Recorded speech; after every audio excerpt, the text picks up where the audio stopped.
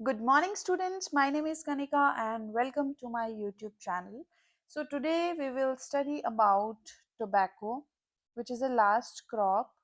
And after this crop, हमारा agronomy complete हो गया है. ठीक है, तो इसको अच्छे से पढ़ लेना. बहुत ज़्यादा इम्पोर्टेंट क्रॉप नहीं है, लेकिन मीडियम वाइज इम्पोर्टेंट क्रॉप है. ठीक है, तो साइंटिफिक नेम क्या होता है टोबैको का? निकोशियाना टोबैकम. ठीक है, निकोशियाना नाम बना है आपका निकोटीन से. ठीक है, इसे याद रख सकते हो आप. और इसकी फैमिली है सोलेनेसी. सोलेनेसी फैमिली आपकी किसकी होती है? टोमेटो, पोटैटो, ब्रिंजल, इन सब की सोलेनेसी फैमिली होती है. और टोबैको भी सोलेनेसी फैमिली में ही आता है. इसका क्रोमोसोम नंबर है 2n=48. ठीक है, ओरिजिन इसका है सेंट्रल अमेरिका. ठीक है, इसका जो फ्रूट टाइप है दैट इज अ कैप्सूल. अब इमेज निकाल के देख लेना टोबैको की कैसा दिखता है वो. तो उसका जो फ्रूट टाइप है दैट इज कैप्सूल. ठीक है, ये एक सेल्फ पॉलिनेटेड क्रॉप है. Self pollinated crop, self pollination होगी इसमें. ठीक है, then there are two species of tobacco, that is Nicotiana. एक तो यही है निकोशियाना टोबैकम, और एक आपकी आती है निकोशियाना रस्टिका. ठीक है, इनमें थोड़े थोड़े डिफरेंसेस पढ़ लेंगे. जो आपका निकोशियाना टोबैकम है, ये अगर आप इसका हाइट देखोगे तो ये थोड़ा लंबा होता है. That is 150 to 250 centimetres. It is large in size. Okay, large. और इसकी लीव्स कैसे होते हैं? नैरो, नैरो लीव्स होते हैं. जबकि बात करेंगे रस्टिका की, so it is smaller in size. ठीक है, अगर निकोटीन, अब सबसे इम्पोर्टेंट आता है कि निकोटीन कंटेंट कितना होता है. तो आपका जो टोबैकम है, ठीक है, मैं एंटी लिख रही हूँ निकोशियाना टोबैकम को. ठीक है, निकोशियाना टोबैकम में जो आपका निकोटीन कंटेंट है that is 0.5 to 5.5%. And if we talk about Nicotiana rustica, तो इसमें जो आपका निकोटीन कंटेंट है दैट इज अराउंड 3.5 to 8%. मतलब रस्टिका में आपका निकोटीन कंटेंट ज़्यादा है, 3.5 से 8%. और टोबैकम में 0.5 से 5.5%.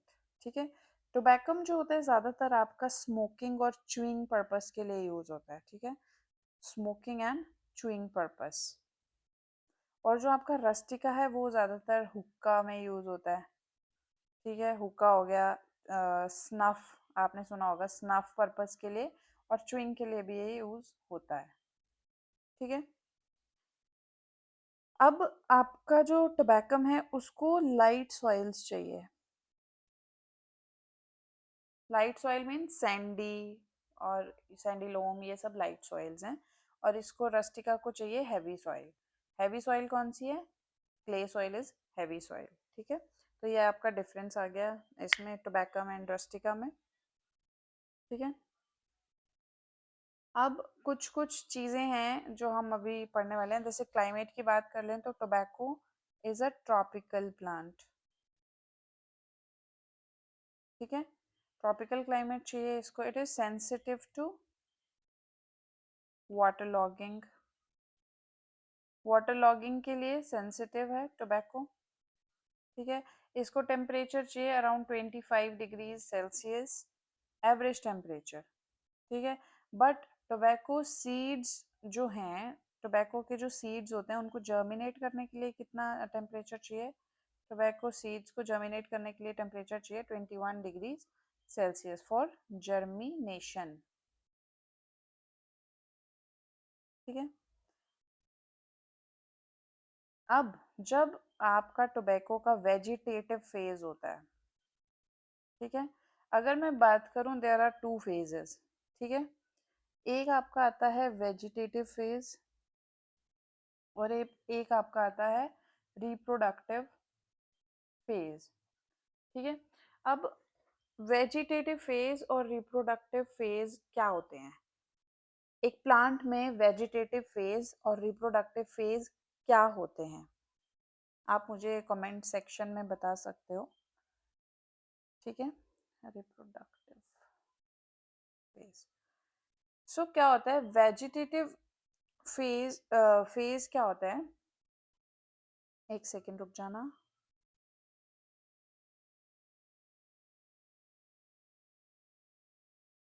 हाँ, तो वेजिटेटिव फेज क्या हो जाता है? When plant focuses on growth and development, ठीक है, इसमें आ जाता है आपका growth and development. But if we talk about the reproductive phase, so इसमें आपका आ जाता है जैसे फ्लावरिंग, फ्रूटिंग, ठीक है, एंड सीड्स।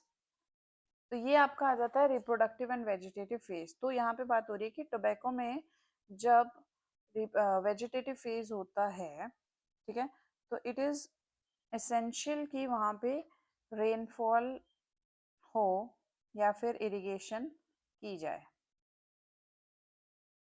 ठीक है। तो vegetative phase is generally a critical stage. If we talk about the soil type, so tobacco requires acidic soil. Acidic soil कौन सी होती है? आपका न्यूट्रल, मैं अगर पीएच की बात करूं तो न्यूट्रल पीएच होता है 7, ठीक है। एसिडिक होएगा अगर 7 से कम पीएच हो रहा है, एंड बेसिक होएगा अगर पीएच 7 से ज़्यादा है, ठीक है।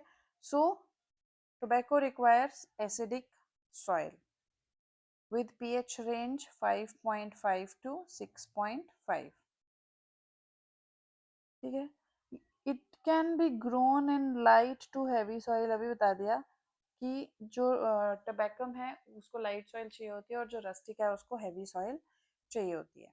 अब बात करेंगे कि कौन कौन सी सॉइल इसके लिए प्रेफर्ड नहीं है, दैट इज सोडिक सॉइल।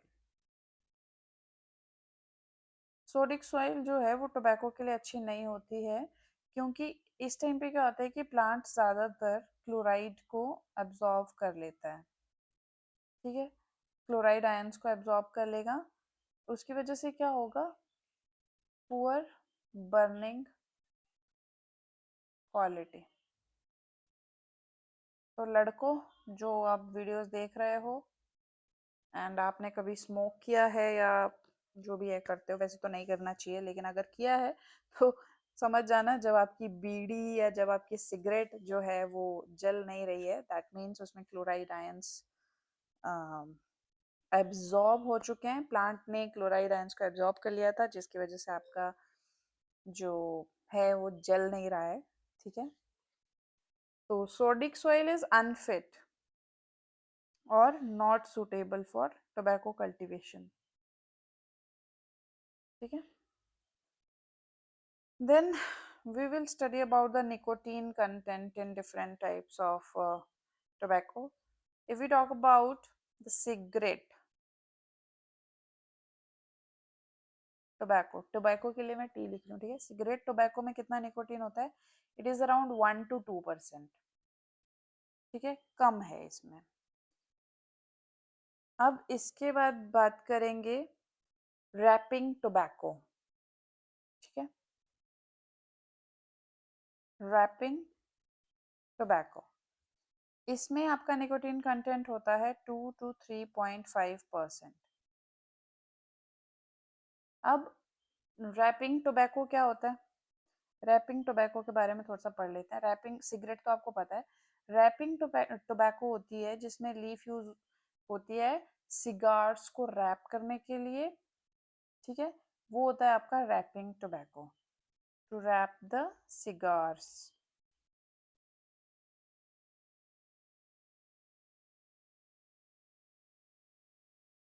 ठीक है। ये आपका हो गया रैपिंग टोबैको।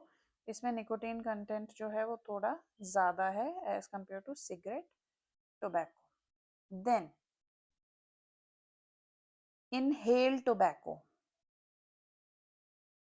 इनहेल टोबैको, इसमें जो आपका निकोटीन कंटेंट है दैट इज 3.2 to 4.8%। अब इनहेल टोबैको क्या होता है? जब आपका जो स्मोक है ना वो लंग्स में जा रहा है instead of just holding it in a mouth. एक तो होता है कि आपने उसको स्नफ किया और सिर्फ माउथ माउथ से लेके बाहर कर दिया, नहीं, ऐसा नहीं। इनहेल टोबैको है कि आप उसको इनहेल कर रहे हो, दैट मीन्स जब आप स्नफ कर रहे हो तो वो जो धुआं है वो अंदर तक लंग्स तक जा रहा है, that is an inhale tobacco. ये सब डिफरेंट टाइप्स हैं, इसमें निकोटीन कंटेंट थोड़ा ज़्यादा होता है, 3.2 to 4.8%। That is why your lungs gets affected if you are doing smoking kind of thing. ठीक है, इसके बाद आता है आपका चिरूट या cheroot tobacco. Okay, cheroot tobacco.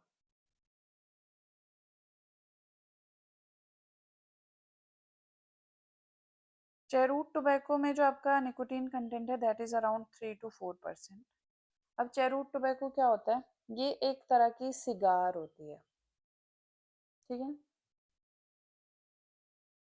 It is a kind of cigar.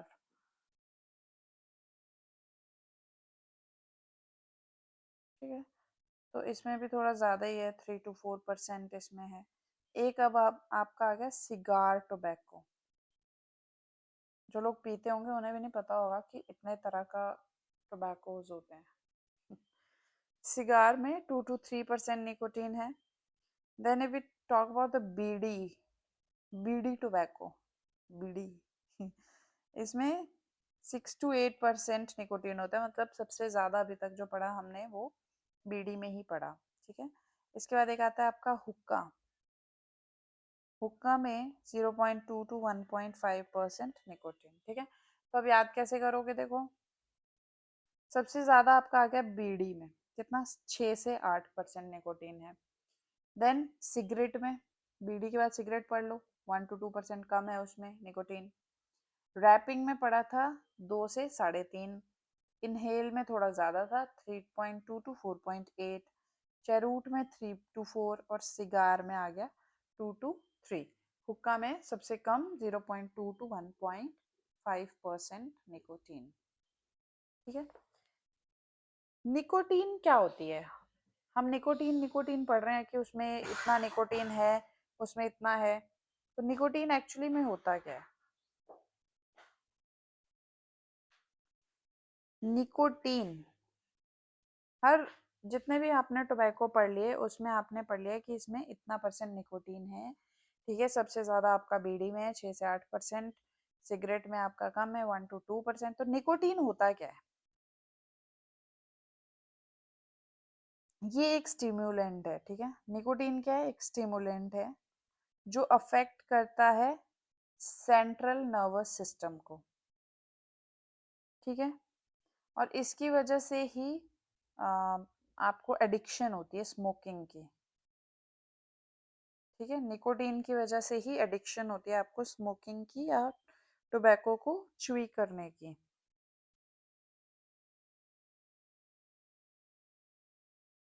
ठीक है, अब ये जो निकोटीन होता है ना, ये आपके ब्लड स्ट्रीम में एंटर करता है और विद इन सेकेंड्स ब्रेन तक पहुंच जाता है। ठीक है, इसकी वजह से आपका डोपामिन रिलीज होता है। Dopamine is an hormone. ठीक है, डोपामिन रिलीज होगा, ये एक टेम्परेरी फीलिंग होती है प्लेजर की और रिलैक्सेशन की। तभी आपको ऐसा लगता है जब आप कोई बीड़ी पी रहे हो या हुक्का पी रहे हो या फिर आप सिगरेट पी रहे हो तो आपको ऐसा लगता है कि आप रिलैक्स्ड हो रहे हो।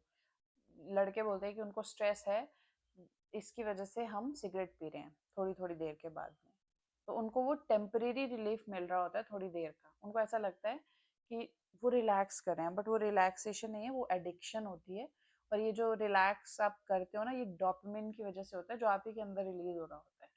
ठीक है, सो इसको छोड़ दो अगर आप करते हो तो। चलिए नेक्स्ट पढ़ेंगे, टोबैको के टाइप भी मैंने आपको बता दिए वैसे सारे, ये जब आपके बताए ना, ये सिगार हुक्का बीड़ी ये सब टोबैको के टाइप्स हैं। ठीक है, अब सोइंग की बात कर लें तो इसको हम लगाते हैं second fortnight of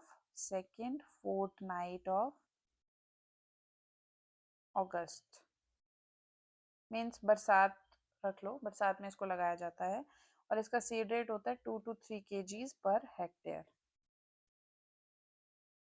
ठीक है, अब नर्सरी की बात करें, इसमें नर्सरी भी लगाई जाती है। अगर सिगरेट, ऊपर ही बता देती हूँ, अगर सिगरेट वाले आप लगा रहे हो ना, तो ये अगस्त या फिर सितंबर में लगाया जाता है। अगस्त तो याद ही रखना, जनरल टाइम जो है आपका सोइंग का वो अगस्त ही है, सेकेंड फोर्टनाइट ऑफ अगस्त। ठीक है, लेकिन अगर नर्सरी लगा रहे हो तो सिगरेट के लिए अगस्त और सितंबर इज द बेस्ट टाइम। अगर आप बीड़ी के लिए कर रहे हो दैट इज इन जुलाई। ठीक है, फर्स्ट वीक ऑफ जुलाई। अगर आप चेरूट टोबैको कर रहे हो इट इज अर्ली अगस्त। ठीक है, अगर आप हुक्का की बात कर रहे हो जिसमें 0.2 to 1.5% निकोटीन है, तो हुक्का को आप लगाते हो नवंबर दिसंबर में। ठीक है, अब एक जगह ऐसी है यूपी, यूपी में इसको 2 बार लगाया जाता है। यूपी में 2 बार लगाया जाता है, twice. Sowing sowing is done twice, समझ आना। ठीक है, कब कब? एक तो अगस्त से सितंबर और एक फेब से मार्च। ये 2 टाइम है जहाँ पे यूपी में टोबैको को लगाया जाता है। अब ट्रांसप्लांटिंग की बात करेंगे तो प्लांट की जब हाइट 10 से 15 सेंटीमीटर तक हो जाती है, 10 से 15 सेंटीमीटर की हाइट हो जाती है, तो वो ट्रांसप्लांटिंग के लिए रेडी हो जाता है। ठीक है,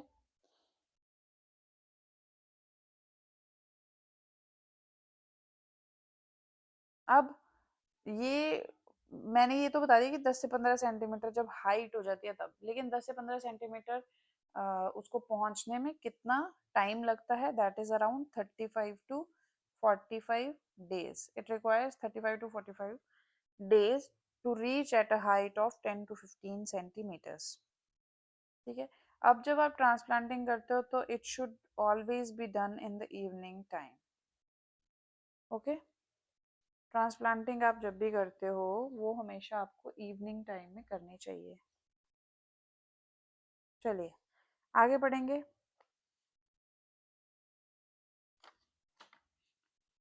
अब कुछ स्पेसिंग की बात कर लेते हैं। स्पेसिंग भी इसमें डिफरेंट डिफरेंट होती है, तो मैं आपको थोड़ा सा बता देती हूँ। तो आपका सिगरेट टोबैको है, it requires spacing of 85 into 85 centimetres.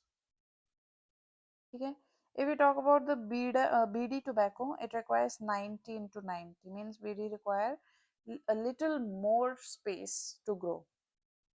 If we talk about hookah, so it requires a lesser space, that is 60 into 45 centimeters. Okay, then if we talk about the cheroot tobacco, it requires 60 into 60, a little more lesser. ठीक है, cigar tobacco आता है एक, उसमें है 90 into 45। एक आपका आता है च्युइंग टोबैको, इसका है 75 into 75। एक आता है स्निफ करने वाला, स्निफिंग टोबैको, इसमें आती है 75 into 60 सेंटीमीटर्स। ठीक है, तो ये कुछ इंपॉर्टेंट है। सिगरेट में 85 into 85 है, आपका चेरूट में 60 into 60 है, सिगार में 90 into 45 है, बीडी में 90 into 90। इंपॉर्टेंट है, सिगरेट वाला याद रख लो 85 into 85, बीडी वाला याद रख लो 90 into 90। ठीक है, च्युइंग का याद रख लो 75 into 75, जो सेम सेम है। तो ये कुछ इंपॉर्टेंट चीज़ें, इनको याद रख लेना। चेरूट में 60 into 60, तो बस ये चीज़ें ध्यान में रख लेना। चलिए आगे, थोड़ी सी लंबी क्रॉप है ये। अब वैसे अगर वेराइटीज़ की बात करें तो वेराइटीज़ इसमें ज़्यादातर नहीं पूछी जाएंगी, इतनी इम्पोर्टेंट नहीं है।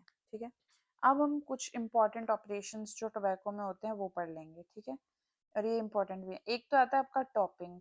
टॉपिंग होता है कि ऊपर जैसे ऐसे प्लांट है, ठीक है, ये ऐसे प्लांट है, ये है, ठीक है। तो यहाँ यहाँ से इसको काट दोगे ऊपर वाले पार्ट को, ताकि ये जो लेटरल ब्रांचेस हैं इनकी ग्रोथ हो सके, ठीक है। इसको बोलते हैं टॉपिंग। द की का रिमूवल ऑफ फ्लावर हेड्स, इधर अलोन, इसमें क्या है, टॉपिंग क्या होता है, रिमूवल ऑफ फ्लावर हेड्स, ठीक है। अब आता है आपका इसमें एक डी सक्करिंग। टोबैको में यही इंपॉर्टेंट है, ये जो ऑपरेशंस होते हैं। तो टॉपिंग टोबैको में होती है, डी सकरिंग होती है। डी सकरिंग क्या होता है, टॉपिंग के बाद क्या होता है, जो ऑक्सिलरी बड्स होते हैं वो ग्रो कर जाते हैं, ठीक है। Removal of lateral branches,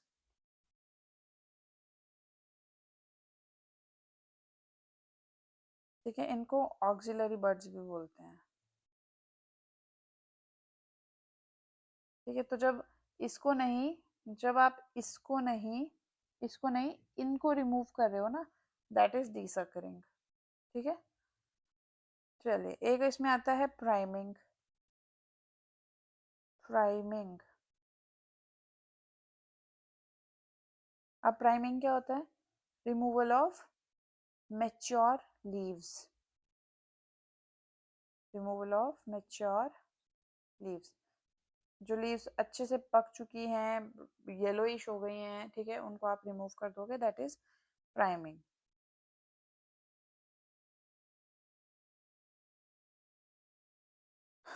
then curing, curing भी आपकी टोबैको में होती है। ये क्या होता है, ड्राइंग प्रोसेस होता है एक्चुअली में। क्योरिंग मीन्स ड्राइंग, ठीक है। इसमें क्या होता है कि लीफ का जो ज़्यादातर मॉइस्चर है उसको रिमूव कर दिया जाता है, ठीक है, ताकि उसका बढ़िया टेक्सचर बना रहे, बढ़िया अरोमा, कलर अच्छा सा रहे, ओके।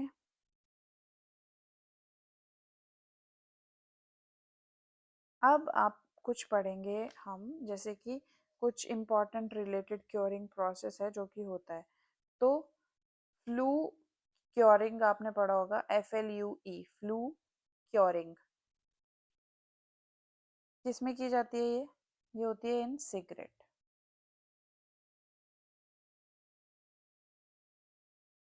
फ्लू क्योरिंग क्या होता है, ये फ्लू क्योरिंग है जो आप सिगरेट में यूज करते हो, मतलब सिगरेट को सुखाने का एक बढ़िया तरीका है, ठीक है। जब भी आप टोबैको का कोई प्लांट है उसमें से पत्ते तोड़ोगे, ठीक है, तो उसको आप एक उसमें टंगा देते हो उनको, ठीक है। फिर एक भट्टी में या फिर किसी चैम्बर में एक गरम हवा छोड़ी जाती है, ठीक है। अभी जो हवा होती है, तो उसमें ये जो चैम्बर है ना, इसमें लोहे की पाइप्स होते हैं। अब जो ये हवा होती है, उन पाइप से, उन फ्लूस से गुजरती है, ठीक है, और पत्तों को धीरे धीरे सुखाती है, ठीक है। पूरा प्रोसेस ये 4 से 7 दिन इसको लग जाते हैं इस प्रोसेस में। तो ये होती है फ्लू क्योरिंग, ठीक है। गर्म हवा छोड़ी जाती है, उन पाइप्स के थ्रू वो गर्म हवा जाएगी और पत्तियां सूखती हैं, 4 से 7 दिन लगते हैं। ये होती है फ्लू क्योरिंग और ज़्यादातर सिगरेट में की जाती है। अच्छा, रैक क्यूरिंग, रैक क्यूरिंग की जाती है सिगार, चेरूट और च्युइंग टोबैको में। और ये क्या होती है, रैक क्यूरिंग किस किस में की जा रही है, एक तो सिगार में की जाती है, चेरूट में की जाती है, और च्युइंग में की जाती है, च्युइंग टोबैको में। क्या होता है, ये भी एक नेचुरल एयर क्योरिंग मेथड है, ठीक है। इसमें क्या होता है कि टोबैको के जो लीव्स होते हैं उनको लकड़ी के रैक या फिर आप बोल सकते हो बैम्बू के जो फ्रेम्स होते हैं उन पे छाया में रख देते हो आप, या किसी हवादार जगह पे रख दोगे, that is what rack curing means. Racks होंगे या तो बैम्बू के होंगे या किसी लकड़ी के होंगे, उन पे आप लीव्स रखते हो, वो सूख जाती हैं, that is what rack curing is. ये सिगार, चेरूट और च्युइंग के लिए किया जाता है, ठीक है। फिर एक आता है सन क्योरिंग, या इसको ग्राउंड क्योरिंग भी बोलते हैं। तो ये तो बहुत बेसिक है कि धूप में आप सुखाते हो, ये किया जाता है ज़्यादातर हुक्का एंड स्नफ के लिए। फिर आता है पिट क्योरिंग। पिट क्योरिंग ज़्यादातर होती है च्युइंग और हुक्का टोबैको के लिए। और ये क्या होती है पिट क्योरिंग, पिट क्योरिंग किस किस में की जा रही है, ज़्यादातर ये च्युइंग और हुक्का। तो पिट क्यूरिंग क्या होती है? पिट क्यूरिंग होती है कि टोबैको को सुखाने के लिए या फिर उसको फर्मेंट करने का एक तरीका होता है पिट क्यूरिंग, ठीक है। इसमें क्या होता है कि टोबैको के जो लीव्स होते हैं उनको जमीन में गड्ढे बनाए जाते हैं, उनमें डाल देते हैं उन लीव्स को। गड्ढे मीन्स पिट्स बनाए जाते हैं जमीन में, उन पे आप उस गड्ढे में इन पत्तियों को आप डाल देते हो और ढक कर रख देते हो इनको, ताकि वो हल्की हल्की धीरे धीरे गर्मी से या फिर हल्की नमी से वो फर्मेंट होती रहें और सॉफ्ट हो जाएं, उनमें एक फ्रेग्रेंस आ जाए और वो इतनी सॉफ्ट हो जाएं कि वो चबा सको आप उनको। तो ये होती है पिट क्यूरिंग। ज़्यादातर ये च्युइंग के लिए बताया ना मैंने कि चबाने के लिए आसान होता है, तो च्युइंग टोबैको के लिए और हुक्का के लिए इम्पॉर्टेंट है, ठीक है। इसके बाद आता है फायर क्यूरिंग। फायर क्यूरिंग क्या होती है? फायर क्यूरिंग की जाती है बीड़ी, स्नफ, च्युइंग, हुक्का में। तो ये क्या होती है? किस किस में की जा रही है? बीड़ी, स्नफ, च्युइंग, हुक्का, इन सब में फायर क्यूरिंग की जाती है। तो फायर क्यूरिंग क्या होती है? इसमें क्या होता है कि टोबैको के जो पत्ते होते हैं उनको एक तरह का धुआं दिया जाता है या फिर गर्मी दी जाती है, जिससे उनको सुखाया जाता है और क्योर किया जाता है, ड्राई किया जाता है मीन्स, ठीक है, ताकि जो उसके लीव्स हैं वो सॉफ्ट हो जाएं और मजबूत भी रहें और स्मोकी फ्लेवर दें वो लीव्स, ठीक है। तो इस तरह से फायर क्यूरिंग की जाती है, ज़्यादातर ये बीड़ी, स्नफ, च्युइंग और हुक्का में होती है। तो मैंने आपको इनके डेफिनेशंस भी बता दिए, ठीक है, यही इम्पोर्टेंट है। तो अब हम पढ़ेंगे हार्वेस्टिंग, कि हार्वेस्टिंग कैसे होती है इसमें। तो हार्वेस्टिंग के लिए देखो, एक तो होता है कि प्राइमिंग मेथड होता है। Priming method of harvesting in tobacco. Priming method of harvesting in tobacco. तो प्राइमिंग मेथड में क्या होता है?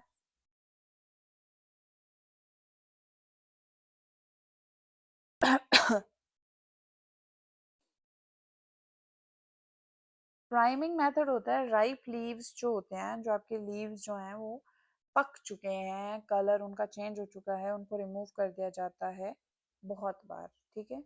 तो इसमें क्या है, राइपन्ड लीव्स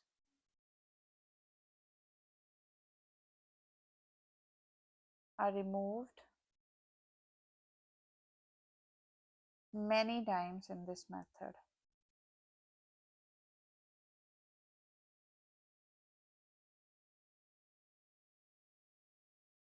ठीक है। अब आपकी जो फर्स्ट प्राइमिंग होती है, फर्स्ट प्राइमिंग क्या होती है? ये सिगरेट टोबैको में की गई थी। सिगरेट टोबैको में होती है। अगर बात करेंगे first priming in 70 to 75 days after transplanting. अगर सिगरेट टोबैको की बात करें तो उसमें जो फर्स्ट प्राइमिंग की जाती है वो की जाती है 70 to 75 डेज आफ्टर ट्रांसप्लांटिंग। फिर जो नेक्स्ट मतलब सेकेंड प्राइमिंग होती है वो की जाती है आफ्टर 1 वीक। अब इसमें क्या होता है, देखो 2 to 3 लीव्स को निकाल दिया जाता है। 2 to 3 leaves are plucked in each priming, ठीक है। ये हो गया प्राइमिंग मेथड।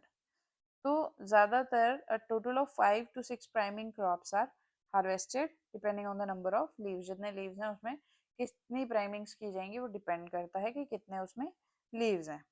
अब एक होता है कि हार्वेस्टिंग ऑफ एंटायर प्लांट।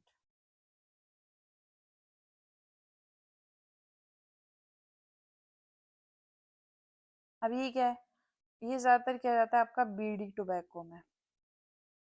इसको क्या होता है कि कुक करते हो आप 145 डेज तक, ठीक है। एंड ये चेरूट टोबैको में भी होता है। इसमें क्या होता है, इसमें कुक करोगे आप 90 to 100 डेज आफ्टर ट्रांसप्लांटिंग, ठीक है। इसमें 145 डेज और इसमें 90 to 100 डेज आफ्टर ट्रांसप्लांटिंग आप इसको कुक करते हो। एक आता है आपका हुक्का टोबैको, तो हुक्का requires 100 to 120 days after transplanting. ठीक है। अब स्टोरेज की अगर बात करेंगे तो टोबैको लीव्स को स्टोर कर सकते हो आप 1 to 2 years के लिए विदाउट एनी डैमेज। कोई इसको फर्क नहीं पड़ता है, आप 1-2 साल तक स्टोर करके रख सकते हो टोबैको के लीव्स को। क्यों? क्यों ऐसा क्यों है, क्यों स्टोर करके रख सकते हो? क्योंकि इसमें जो मॉइस्चर कंटेंट है दैट इज 10 to 12%। ठीक है। स्टोरेज से पहले अगर इतना मॉइस्चर है तो आप इसको 1-2 साल तक रख सकते हो, स्टोर कर सकते हो। ठीक है। तो यही सब था आपका टोबैको के बारे में, जो कि इम्पोर्टेंट चीज़ें थी। और सबसे ज़्यादा इम्पॉर्टेंट है इसमें ये जो आपके इम्पॉर्टेंट ऑपरेशंस मैंने पढ़ाए, टॉपिंग हो गया, प्राइमिंग हो गया, डीसकरिंग हो गया, क्योरिंग हो गया, ये ज़्यादा इम्पॉर्टेंट है।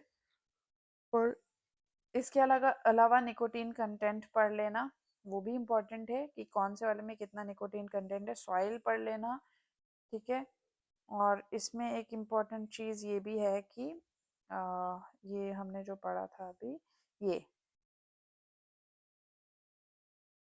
फ्लू क्योरिंग, रैक क्योरिंग, सन क्योरिंग किस किस में होती है, ये भी एक बार देख लेना, ये भी इम्पोर्टेंट है।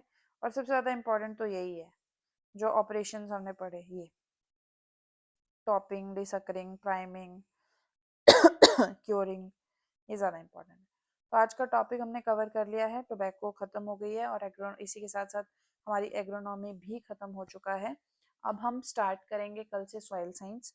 सॉइल साइंस को मैं कोशिश करूँगी कि 3 दिन में आपका सॉइल साइंस कंप्लीट हो जाए। अब एग्रोनॉमी में तो क्रॉप्स थी, सो इसको टाइम लगना ही था। सॉइल साइंस हम जल्दी कर लेंगे, 3 दिन में सॉइल साइंस कवर कर लेंगे एंड उसके बाद फिर नेक्स्ट सब्जेक्ट पे चलेंगे हम जल्दी ही। ठीक है। तो इसके साथ अगर मेरे को टाइम मिल पाया तो I will upload the MCQ series on agronomy. मुझे टाइम मिल नहीं पाता है because I am married and I am working women. तो but still if I'll get time I'll upload the MCQ questions on agronomy.